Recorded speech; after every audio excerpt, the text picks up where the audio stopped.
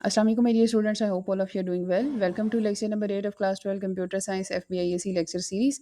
आज हम अपने चैप्टर नंबर 4 डाटा एनालिसिस की एक्सरसाइज का सोल्यूशन डिस्कस करेंगे. पहले बात करेंगे एमसीक्यूज़ की and then we will discuss short questions और देखेंगे किस तरीके से फेडरल बोर्ड के क्राइटेरिया को मीट करने के लिए आप जो है वो 3 मार्क्स के अकॉर्डिंग कैसे आंसर लिख सकते हैं. प्लस ई शीट के भी माइंड में रखेंगे कि आपका आंसर जो है वो 13 to 14 लाइन से ज़्यादा नहीं होना चाहिए और 13 टू 14 लाइंस के अंदर रहते हुए आप किस तरीके से रूब्रिक्स को माइंड में रख के एक बेस्ट आंसर लिख सकते हैं. So let's start the lecture.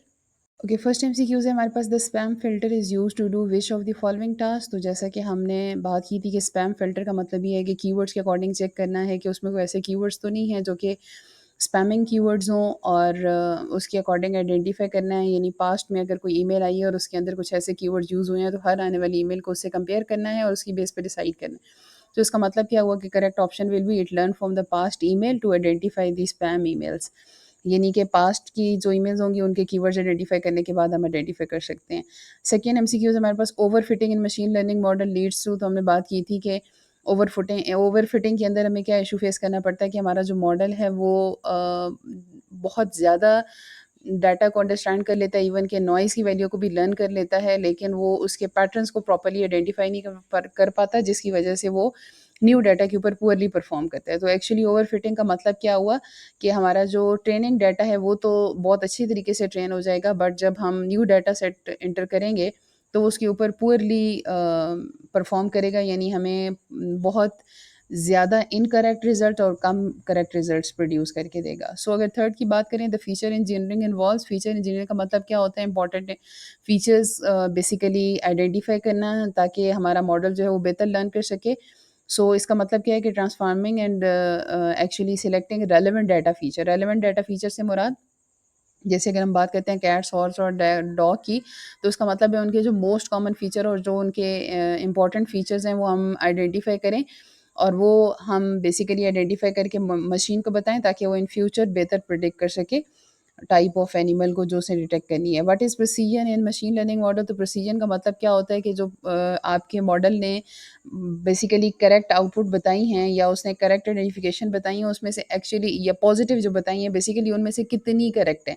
यानी पॉजिटिव प्रोडिक्शन जितनी भी हुई हैं, लेट्स सपोज जैसे हमने एग्जांपल की बात की थी कि अगर 50 कैट्स हैं और उसने 50 को कैट्स कहा है, लेकिन एक्चुअली 50 में से 40 कैट्स जो हैं वो हमारी बेसिकली कैट्स हैं और जो कि ट्रू पॉजिटिव है और बाकी 10 जो है वो फॉल्स पॉजिटिव है. तो इसका मतलब क्या हुआ कि प्रिसीजन का मतलब है कि कितने जो हमारे ट्रू पॉजिटिव उसने प्रेडिक्ट किए हैं वो एक्चुअली ट्रू हैं. फिफ्थ एमसीक्यू से हमारे पास, how does continuous learning impact on machine learning model. देखिए, कंटिन्यूस लर्निंग का मतलब ये होता है कि आप कंटिन्यूसली अपने मॉडल को नया डाटा प्रोवाइड करते रहें. जब आप नया डाटा प्रोवाइड करेंगे तो आपका मॉडल नए डाटा में से इंफॉर्मेशन, इम्पैक्ट्स और जो हमारे पैटर्न्स हैं वो रिकग्नाइज करेगा और जितना ज़्यादा नया डाटा प्रोवाइड करेंगे इतना वो नए डाटा के अकॉर्डिंग बेहतर लर्न कर पाएगा, आइडेंटिफाई कर पाएगा कि पैटर्न्स क्या हैं, सिमिलैरिटीज़ क्या हैं, और इतना ऑटोमेटिकली उसकी इन फ्यूचर जो एक्यूरेसी है वो इंक्रीज़ होगी और वो हमें बेहतर रिजल्ट प्रोवाइड करेगा. तो उसका मतलब क्या हुआ? It actually going to help the model in order to improve its performance by actually adapting to the new data जो हम प्रोवाइड कर रहे हैं. सिक्स की बात करें, how does story telling enhance communication of data insights. यानी कि हम जो अपने डाटा की इनसाइट्स हैं जब अपने ऑडियंस तक पहुंचाना चाहते हैं तो स्टोरी टेलिंग के थ्रू हम कैसे ज़्यादा बेहतर तरीके से पहुंचा सकते हैं. तो हमने बात की थी कि स्टोरी टेलिंग का मतलब है you are going to explain your visuals by using a story. यानी आप अपने जो इन्फॉर्मेशन है या जो भी डाटा है उसको एक कहानी बना के पेश करते हो अपनी ऑडियंस के सामने. तो इट्स ऑब्वियस कि आपकी ऑडियंस एंगेज भी रहती है और आपका डाटा जो है वो ज़्यादा रिलेटेबल भी होता है और ईजी टू एक्सप्लेन भी होता है और आप उसे ज़्यादा बेहतर तरीके से कन्वे कर सकते हैं. So it is actually using visual and narrative to make data relatable and engaging. Seventh की बात करें, which of the following describe a null hypothesis. तो नल हाइपोथेसिस कौन सा होता है? द स्टेटमेंट जो हम कंसिडर करते हैं एट दी स्टार्ट और हम कहते हैं कि नल हाइपोथेसिस का मतलब है there is no relation between the variables on which we are working और वी आर परफॉर्मिंग रिसर्च. तो इसका मतलब क्या हुआ कि नल हाइपोथेसिस स्टेटमेंट ये कहती है कि बेसिकली जो हम रिजल्ट्स कंक्लूड कर रहे हैं they are due to the random chance और उसके पीछे कोई लॉजिक नहीं है.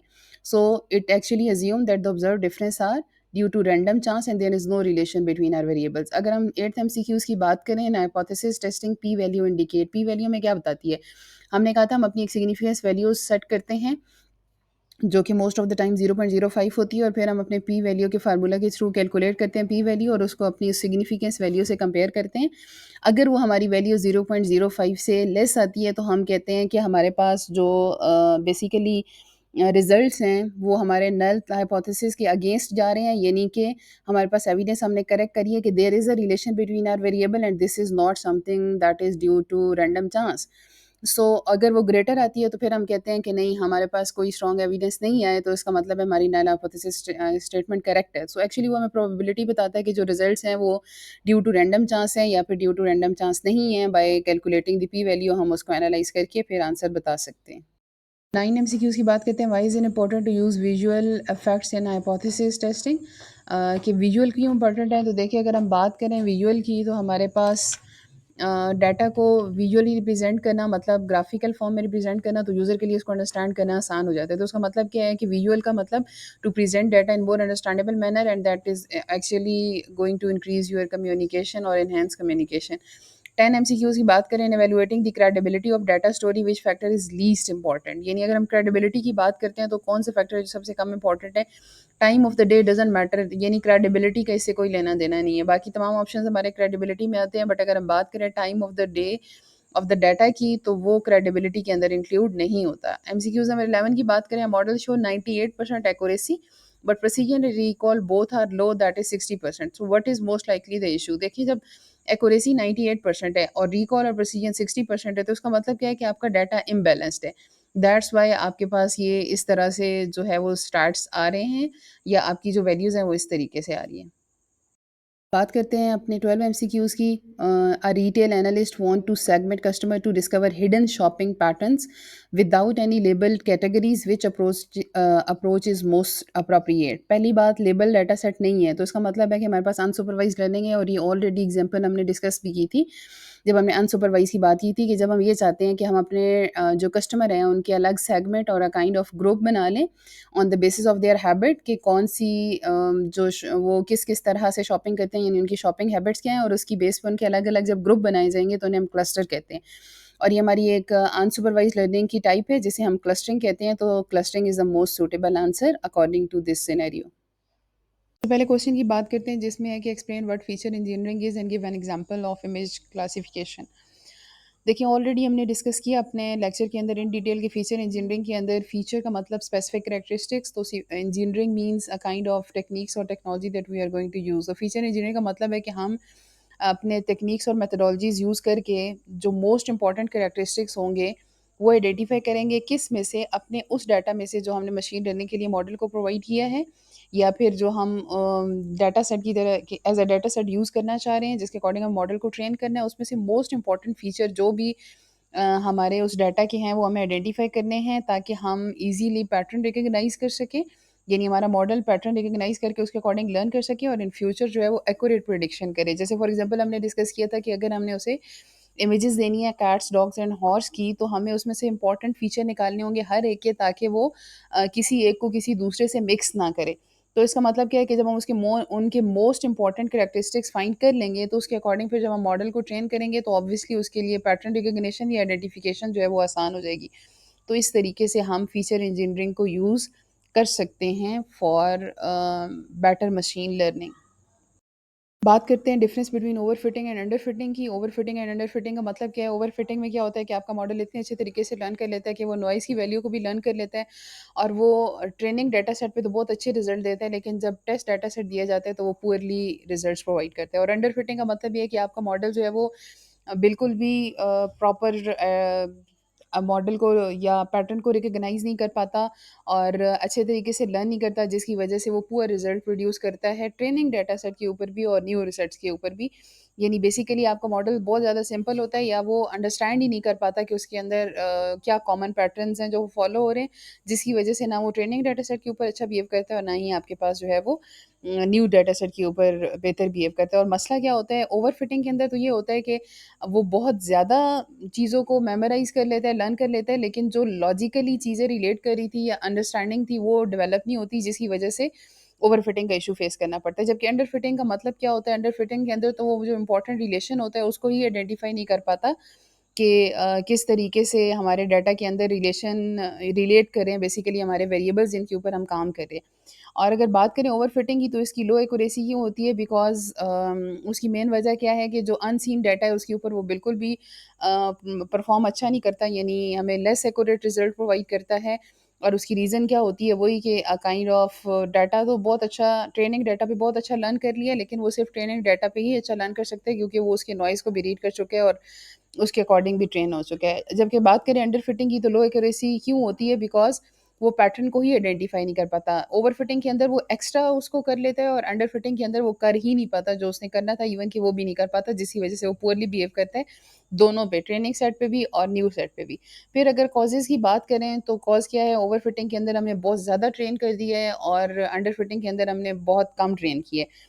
एग्जाम्पल की बात करें तो जैसे लेट्स सपोज़ एक फेशियल रिकॉग्निशन सिस्टम है, वो जब हम ट्रेनिंग डाटा सेट प्रोवाइड कर रहे थे तब तो वो फेस पे बड़ा अच्छे रिकॉग्नाइज़ कर रहा था। लेकिन जब हमने टेस्ट डाटा प्रोवाइड किया तो वो फेस रिकॉग्नाइज़ ही नहीं कर पा रहा, क्योंकि वो उसने ट्रेनिंग डाटा सेट के अकॉर्डिंग वाले फेशियल फीचर्स या एंगल्स थे उनको तो बहुत अच्छे तरीके से कर लिया। लेकिन जब हमने एंगल चेंज किया या थोड़ी-सी लाइटनिंग चेंज की, तो थोड़े-से चेंज करने की वजह से वो न्यू डाटा सेट के ऊपर जो है वो आइडेंटिफिकेशन ही नहीं कर पाया। तो इसका मतलब है ट्रेनिंग डाटा सेट के अंदर उसने वो एंगल्स और वैल्यूज़ भी स्टोर कर ली थी, तो वहाँ वो आइडेंटिफ़ाई कर पा रहा था, लेकिन टेस्ट डाटा के ऊपर नहीं कर पाया। फिर इसी तरह अंडर फिटिंग की बात करें तो अगर वेदर प्रेडिक्शन है, तो वेदर प्रेडिक्शन में जो है वो लर्न ही नहीं कर पाया कि एक्चुअली रिलेशन है क्या टेम्परेचर का, ह्यूमिडिटी का, विंड का, जिसकी वजह से बारिश हो रही है। तो बेसिकली वो जो लर्निंग प्रोसेस था जिसकी वजह से उसने लर्न करना था, वो उसको भी बेहतर रिलेशन फाइंड नहीं कर पाया, हमारे वेरिएबल्स का रिलेशनशिप फाइंड नहीं कर पाया, जिसकी वजह से हमें अंडर फिटिंग का इशू फेस करना पड़ा। तो इस तरीके से आप ये डिफरेंस लिख सकते हैं। नेक्स्ट क्वेश्चन हमारे पास, what is the purpose of test data in evaluating a machine model? देखें, हमने पहले बात की थी कि हम जब भी किसी मॉडल को ट्रेन करते हैं तो अपने टेस्ट को 2 पार्ट में डिवाइड कर लेते हैं। एक को हम कहते हैं ट्रेनिंग डाटा सेट, दूसरे को हम कहते हैं टेस्ट डाटा। ट्रेनिंग डाटा के ऊपर अपने मॉडल को ट्रेन करना होता है और टेस्ट डाटा को हम यूज़ करते हैं in order to check the performance of our model that how it is actually performing. So basically test data हमारा kind of main whole data set का एक सब पार्ट और एक अलग पोर्शन होता है जो हम उसको पहले ही अलग कर लेते हैं, जहाँ पर हम अपने टेस्ट को 2 पार्ट टेस्ट के डाटा बेसिकली डाटा सेट जो है वो उसको 2 पार्ट्स में डिवाइड कर लेते हैं, एक को ट्रेनिंग कहते हैं और एक को टेस्ट डाटा।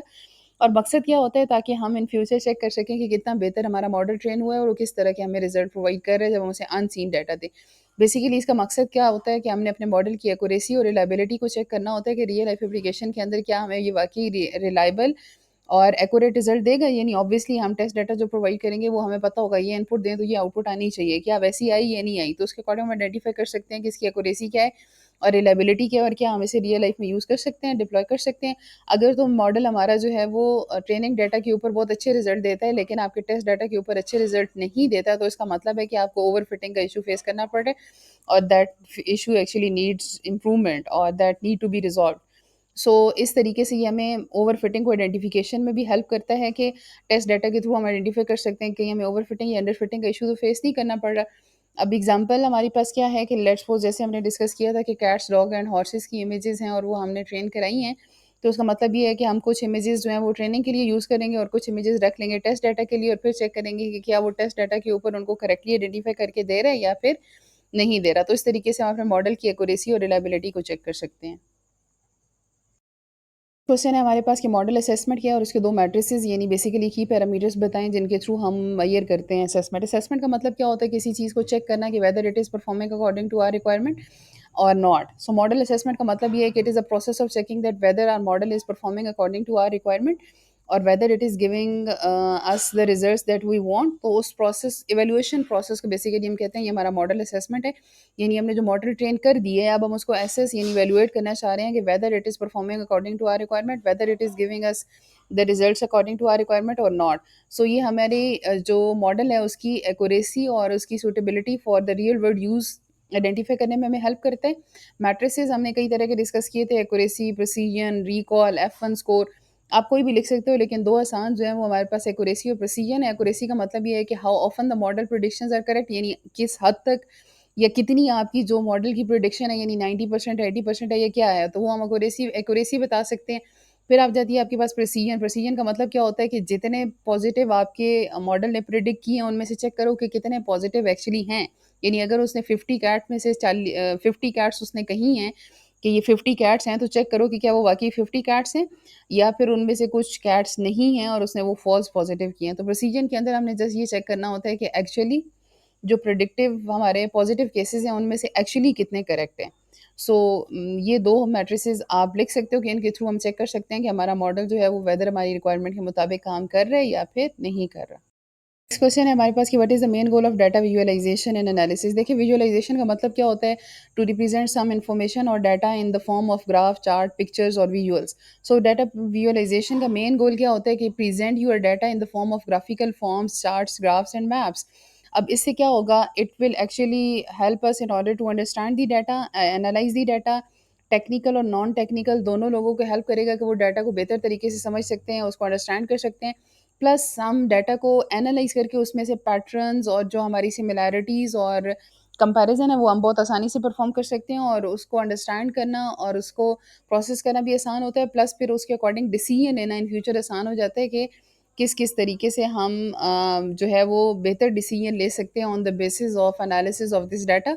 और वो उसकी आइडेंटिफिकेशन यानी बेसिकली उसकी अंडरस्टैंडिंग भी आसान हो जाती है और उसके अकॉर्डिंग फिर हमारी डिसीजन मेकिंग भी बेहतर हो जाती है और हम बेहतर रिज़ल्ट प्रोड्यूस करा सकते हैं अपने उस जो भी हमारा काम हम परफ़ॉर्म कर रहे हैं उसके। अब बात करते हैं डाटा स्टोरी टेलिंग की and why it is important. Story telling mean कहानी की तरह आपने अपने सारे डाटा को डिस्क्राइब करना है, यानी एक ऐसा प्रोसेस है जिसके अंदर हम अपने डाटा को विजुअल फॉर्म में तो होते ही होते हैं, प्लस उसको नरेशन यानी एक कहानी की तरह नरेट करते हैं और अपनी जितनी इंपॉर्टेंट इन्फॉर्मेशन होती है वो अपने यूज़र या अपने जो भी हमारे जिनके साथ हमने इन्फॉर्मेशन शेयर करनी है उनके साथ शेयर कर सकते हैं। सो इसका मतलब क्या हुआ कि हम उन्हें आसानी से समझा सकते हैं कि एक्चुअली डाटा क्या है। सो इससे क्या होता है कि आपके पास जो है वो सबसे पहले तो डाटा की अंडरस्टैंडिंग आसान हो जाती है, दूसरों ऑडियंस तक पहुँचाना आसान हो जाती है, ऑडियंस इंटरेस्टेड भी रहती है यानी कि बेसिकली एंगेज रहती है और इसके अलावा आपकी जो डिसीजन मेकिंग है वो भी एबिलिटी बेहतर हो जाती है क्योंकि आप उस डाटा की बेस पे फिर आसानी से डिसाइड कर सकते हैं कि अच्छा क्या-क्या इश्यूज़ हैं या क्या-क्या हमें पैटर्न और चीज़ें नज़र आ रही हैं और हम उसको किस तरह से इम्प्रूव कर सकते हैं। जैसे एग्ज़ाम्पल में अगर एक कंपनी का जो है वो सेल्स की सारी डिटेल्स है तो उसको ग्राफिकल रिप्रेजेंटेशन में डिस्क्राइब कर सकते हैं और फिर उसको एनालाइज़ कर सकते हैं कि किस तरीके से क्या स्ट्रैटेजीज़ लेनी चाहिए ताकि हम फर्दर अपनी सेल्स को एनहांस कर सकें। तो इस तरीके से स्टोरी टेलिंग जो है वो ज़्यादा एक एंगेजिंग वे है और ज़्यादा बेहतर तरीके से कम्युनिकेशन की एबिलिटी प्रोवाइड करता है और यूज़र बहुत आसानी से इससे ऑडियंस बेसिकली आसानी से डाटा को इंटरप्रेट कर सकती है और अंडरस्टैंड कर। बात करते हैं क्वेश्चन नंबर 7 की, how does continuous learning benefit a machine learning model. तो ये बात हमने एमसीक्यूज़ के अंदर भी डिस्कस की कि जब हम कंटीन्यूअसली अपने मशीन लर्निंग मॉडल को डाटा प्रोवाइड करते रहते हैं तो ऑटोमेटिकली न्यू डाटा के अकॉर्डिंग लर्न करता रहता है, नए पैटर्न्स आइडेंटिफाई कर पाता है और उसके अकॉर्डिंग बेहतर लर्न कर सकता है, यानी कि अपडेटेड डाटा के अकॉर्डिंग जो पैटर्न्स और रिकग्निशन बेसिकली सिमिलैरिटीज़ हैं वो आइडेंटिफाई कर लेता है और इन फ्यूचर हमें बेहतर रिजल्ट प्रोड्यूस करके देता है। तो इसका मतलब है कि अगर हम इसको फ़ॉलो करते हैं कंटीन्यूअस लर्निंग को, तो इससे क्या होगा कि आपका मॉडल जो है वो रिक्वायरमेंट के मुताबिक या करंट अपडेटेड डाटा के अकॉर्डिंग खुद को चेंज कर लेगा, अपडेट कर लेगा और इन फ्यूचर वो बेहतर सिमिलैरिटीज़ फाइंड करके बेहतर रिज़ल्ट प्रोड्यूस कर सकते हैं, जो ऑटोमैटिकली हमारे मॉडल की एक्यूरेसी को एनहांस करेंगे और हम ज़्यादा इफेक्टिव वे में उसे रियल वर्ल्ड कंडीशंस के मुताबिक यूज़ कर सकते हैं या रियल वर्ल्ड की रिक्वायरमेंट के मुताबिक यूज़ कर सकते हैं। फॉर एग्ज़ाम्पल वेदर फोरकास्टिंग को अगर हम जितना ज़्यादा नया डाटा प्रोवाइड करते रहेंगे, इतना वो बेहतर अंडरस्टैंड करेगा और इतना हमें बेहतर नेक्स्ट टाइम प्रेडिक्शंस प्रोवाइड करेगा रिलेटेड टू वेदर फोरकास्टिंग।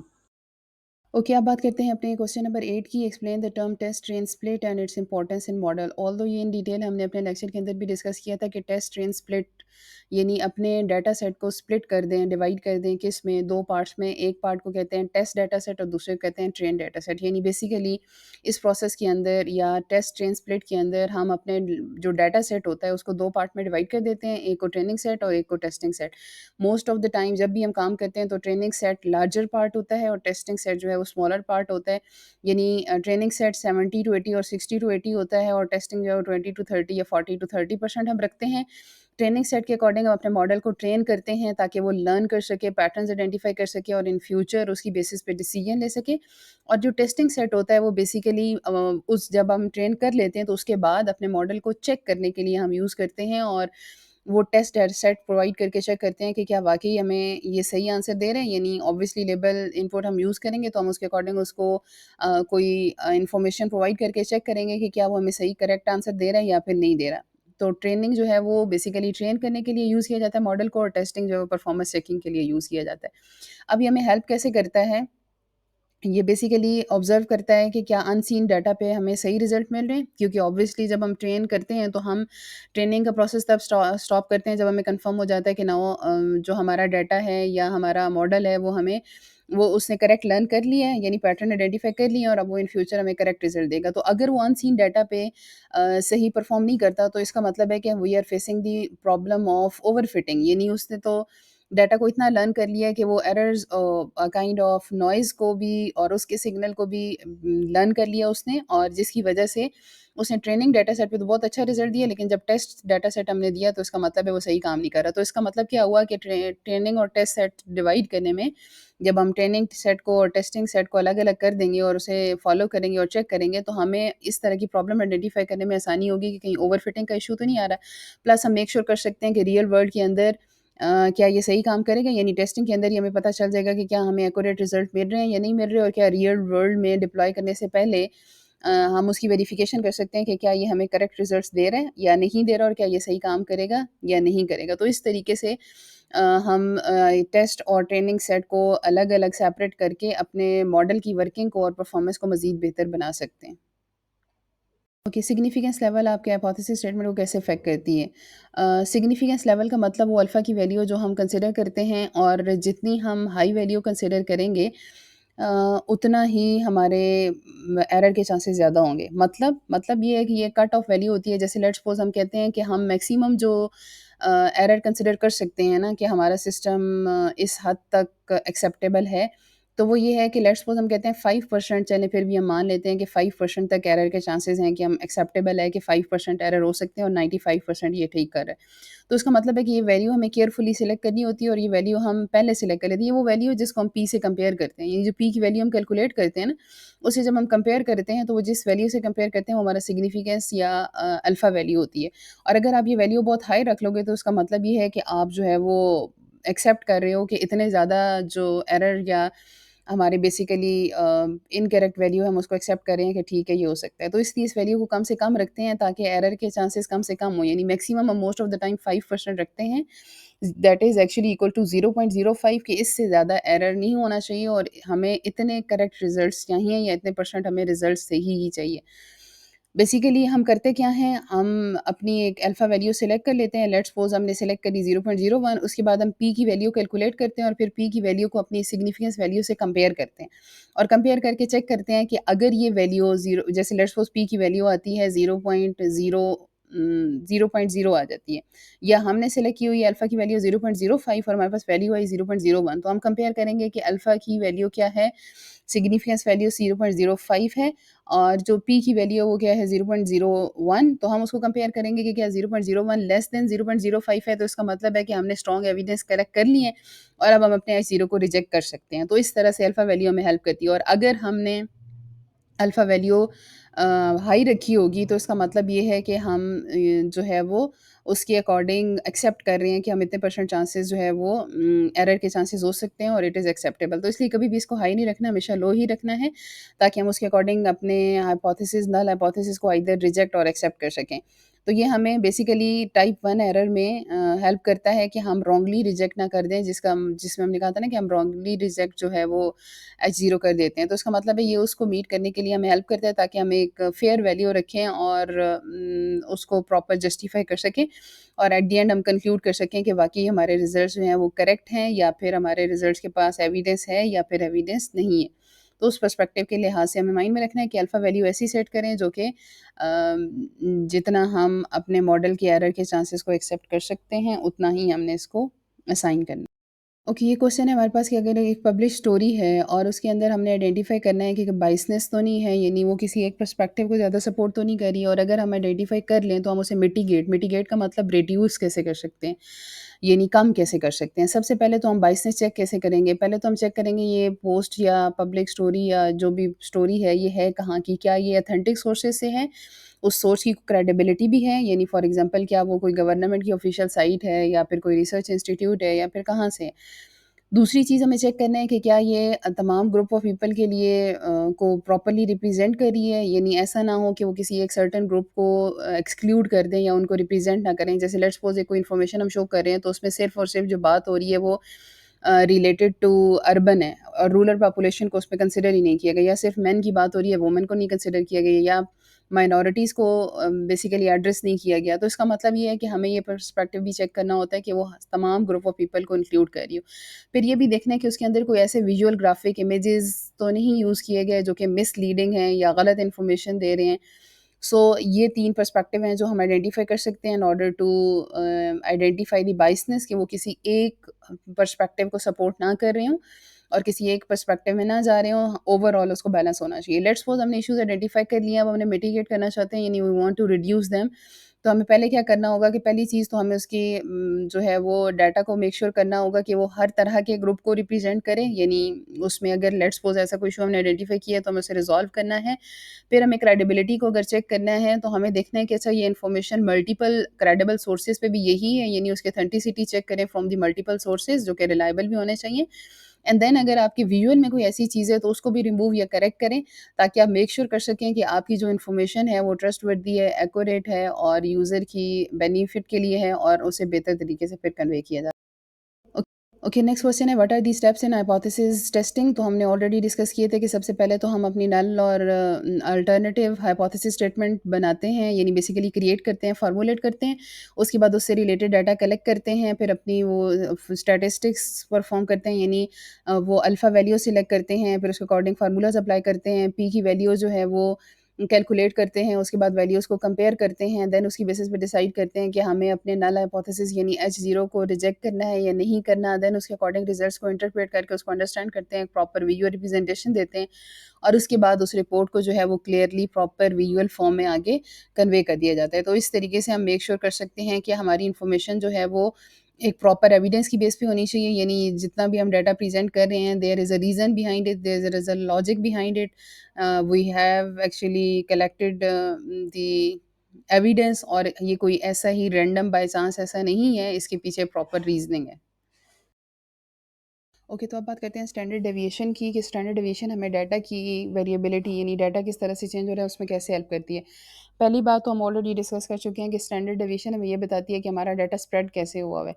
यानी कि मीन से जिसे हम एवरेज कहते हैं उसमें वो किस तरीके से उसके इर्द-गिर्द स्प्रेड हुआ हुआ है, यानी कितना उसके करीब तरीन है और कितना उसके से उससे बहुत दूर है। एग्ज़ाम्पल कंसिडर करते हैं कि अगर स्टूडेंट की मार्क्स की बात करें तो सीधी-सी बात है कि अगर हम स्टूडेंट की एवरेज फाइंड कर लें और उसमें से देखें कितने नंबर ऑफ स्टूडेंट एवरेज से बिल्कुल बिलो हैं या बहुत ज़्यादा एवरेज से दूर हैं, बिलो में, और कितने जो हैं वो एवरेज से ऊपर हैं, और किस तरह से हमारा ओवरऑल पूरी क्लास का जो एक मार्क्स की डिस्ट्रीब्यूशन है वो कैसे हुई है।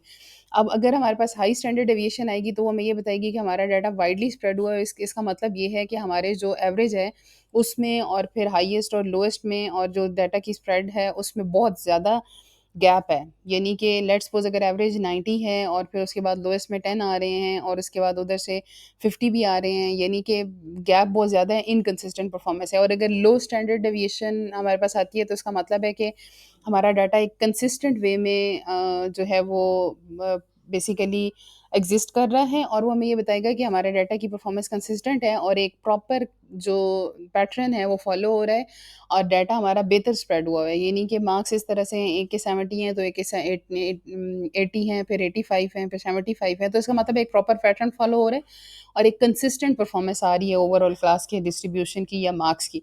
सो इसका मतलब है ये हमें हेल्प करता है जब हमें अपने डाटा सेट को कंपेयर करना हो या हमें देखना हो कि क्या हमारी जो डाटा की डिस्ट्रीब्यूशन है वो एक स्टेबल स्टेबल परफॉर्मेंस दे रही है, रिलायबल दे रही है, यानी उसके अंदर कोई ऐसे इश्यूज़ तो नहीं है जैसे एक के 90 हैं तो दूसरे के उसके बाद जो है वो 50 हैं एंड देन 10 हैं, तो इसका मतलब है कि बहुत ही इनकंसिस्टेंट ऐसी हमारी जो रिप्रेजेंटेशन है डाटा की डिस्ट्रीब्यूशन है।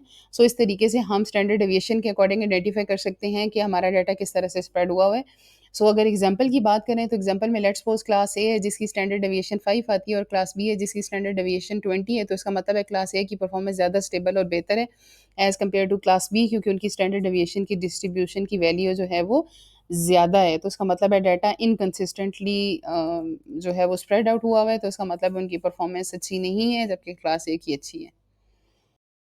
ओके, अब बात करते हैं कि how can descriptive statistics help to summarise US data sets effectively. तो डिस्क्रिप्टिव में क्या आते हैं? डिस्क्रिप्टिव में वो तमाम चीज़ें, चीज़ें तो नहीं, हम कह सकते हैं मेजर्स, जो कि हमें हेल्प करते हैं कि हम अपने डाटा को बेहतर अंडरस्टैंड कर सकें और बेहतर तरीके से उसे रिप्रेजेंट भी कर सकें।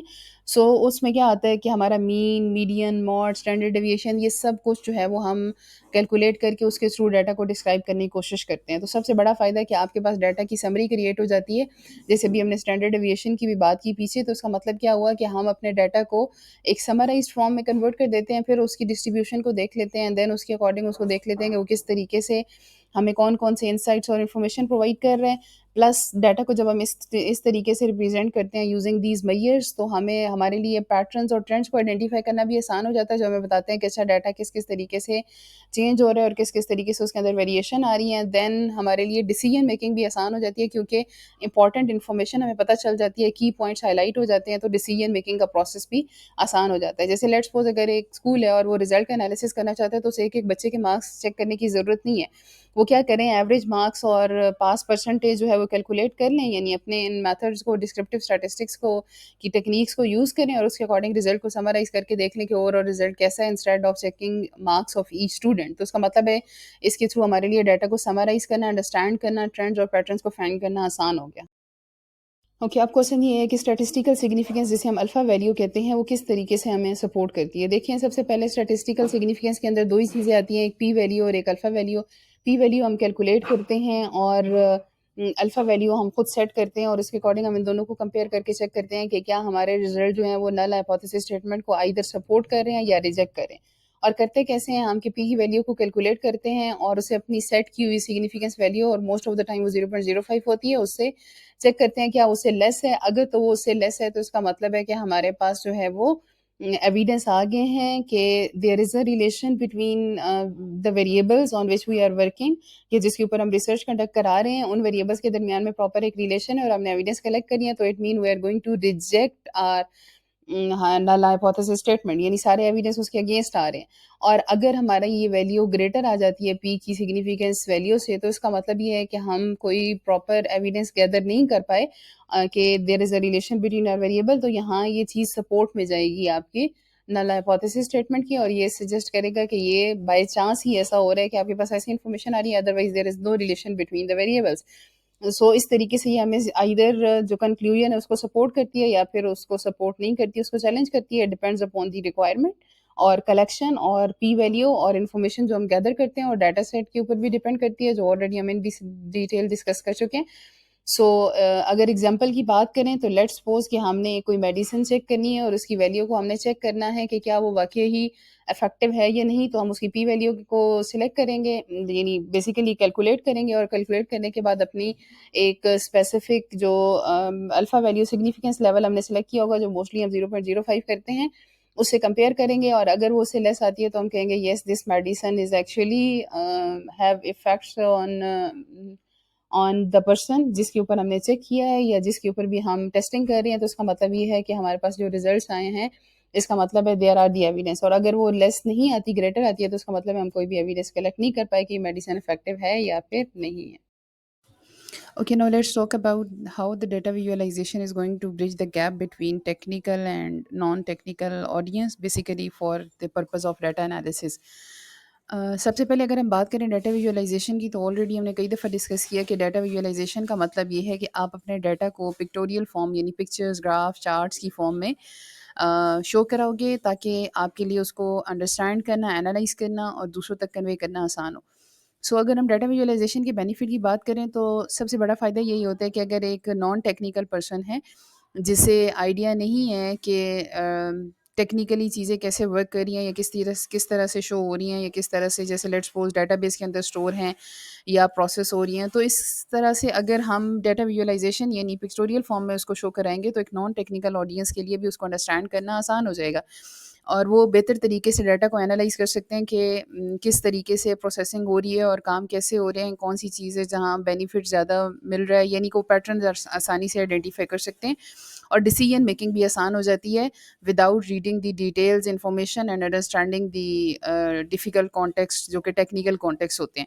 सो इस तरीके से एक तो पैटर्न आइडेंटिफिकेशन भी आसान हो जाती है, टाइम भी सेव हो जाता है, नॉन टेक्निकल पर्सन भी इजीली अंडरस्टैंड कर लेते हैं। जैसे लेट्स सपोज बात करें कि जब अब कोविड-19 था तो अक्सर पिक्टोरियल यानी ज्योग्राफिकल फॉर्म में बताया जाता था कि मैप के ऊपर के किस एरिया में ज़्यादा अफेक्टेड लोग हैं, तो वो अगर नॉन टेक्निकल पर्सन भी थे जिन्हें नॉलेज नहीं था, अगर उनको हम पाई चार्ट और इस तरह की चीज़ें शो कराते तो शायद मुश्किल था। लेकिन जोग्राफिकल लोकेशन के लिहाज से जब हर एक को हाईलाइट कर दिया गया कि यहाँ पर ज़्यादा अफेक्टेड लोग हैं, यहाँ पर ज़्यादा अफेक्टेड लोग हैं, तो नॉन टेक्निकल के लिए भी उसको अंडरस्टैंड करना आसान हो गया। यानी कि गवर्नमेंट ने इस डाटा विजुअलाइजेशन के प्रोसेस के थ्रू लोगों के लिए अवेयरनेस क्रिएट की और ज़्यादा आसानी से उन तक डाटा और इन्फॉर्मेशन पहुँचाई, जो कि basically use of data visualization ही था कि जिसने एक बेसिकली गैप ब्रिज किया बिटवीन द टेक्निकल टर्म्स और एक जो नॉलेज था वो ईज़िली लोगों तक पहुँच सका।